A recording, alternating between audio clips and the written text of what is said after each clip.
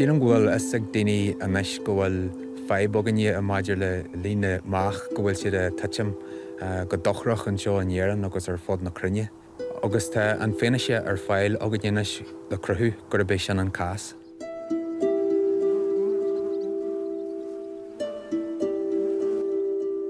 Tíanam go dtagan daoine an táhacht a bhaineann le pollinator agus má heitin uimhirthe na pollinator go méid tionathair agus sin ar an réimseo agus caighdean an bee atá ar fáil dúine haon.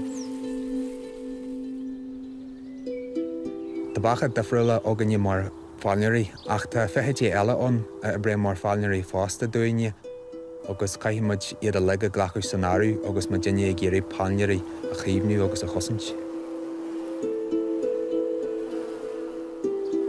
Ar an deaúir teagaid an aib agus tá plán ón anis thuras troirithe dúine leis an aib a réiteach.